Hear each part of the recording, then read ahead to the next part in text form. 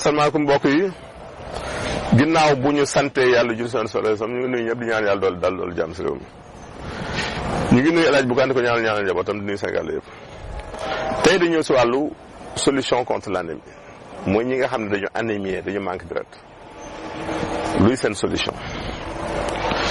deret nag boo gisee dafa am ñett yu ko composé muy globule rouge ñu koy érythrocyte am globule blanc am nañu wax plaquette nag bu ñu ko déggee mooy tax deret ji di woy donc su manqué si nit ki rek day tax deretam bu dagay amee dagg du gaaw woy kon plaquette lu am solo la. globule rouge yooyu nag bu manqué moom la ñuy wax nit ki dafa anémie wala hémoglobine bi manqué ndax ñoo ànd ñoom ñaar kenn mën séparer kon mu am ay xeet yu bëri nag am na si boo xam ne manque fer moo koy indi muy biñ si gën a ràññeel boo manqué fer mën na ko def bi manqué fer mooy bi ëpp nag si xeetu anémie yi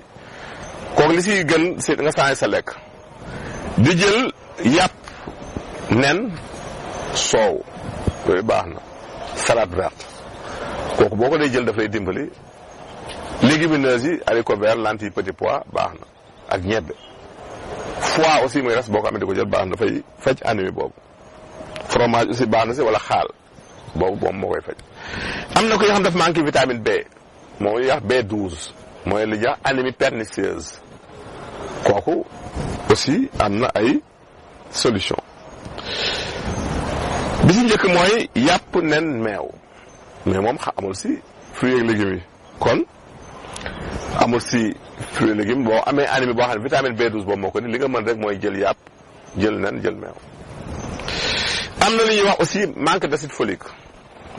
kooku persil ngay wut chou ak foie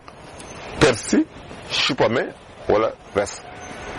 loolu ngay faj anémie boobu muy ñetti anémie yi ñu gën a ràññee la. anémie nag dafa am yeneen lu koy sabab aussi boo amee ulcère gastrique muy góomu biir bu ko amee bay saigner deret jooju ngay manqué na tax nga anémie kon dafa baax xam boo amee drépanocytose aussi nga xam ne c'est les hématocytes falciformes da ngay manqué ay globules rouges deret jooju ngay ñàkk nag dafay indi anémie kon loolu mën na xam boo amee ay fibrome wala polype utérin yu bari si jigéen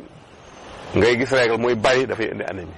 kon yooyu aussi bokk na saignant boo xam ay facteurs yoon facteur extérieur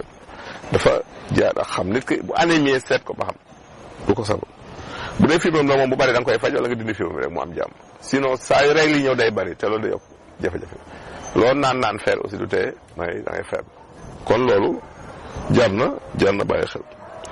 symptôme yi nag mooy da nga gis ki ko am loxo yi li sab day weex bët yi xàll muy jeex buy dox di miir di gaaw a sonn di apaat di essoufflé wu kooku soo ko gisee si nit rek na nga soupçonné lii di anémie muy manque de deret boobu. kon loolu mat na xam donc dina am nag fu ko xam bu fa tollee dafay jël jóg faj ndax mën na indi ay accident loolu mat na bàyyi xel bu baax. kon ki am anémie aussi na changer d'abord loo mën a jël comme garab te changer sa régime alimentaire du sotti changer sa lekk di jël légumes ak fruits suffisamment di jël nen di jël yàpp di jël meew di jël soow boo amee foie nga koy jël soo ko defee si kàttanu yàlla mën leen dimbali ba loolu saafara ñoo si question yi ñu yéen tey ku njëkk dafa daal moom goitre la am goitre daf si bëgg solution dañ tegtal ñaar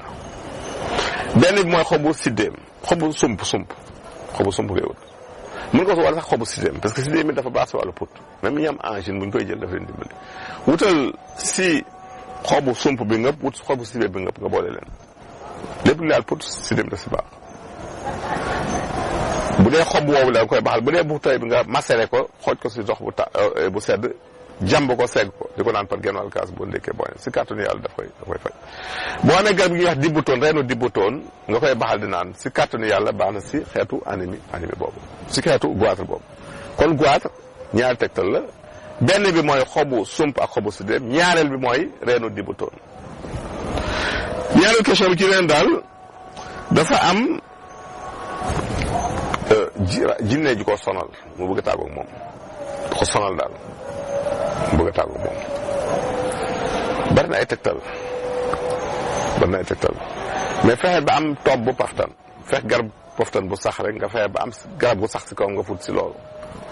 boo ko soo juróom-ñaari fan si kàttanu yàlla tàggoo moom ñu leen tàggoo fii leen jox naa du seen émission Wér-gu-Yaram jërëjëf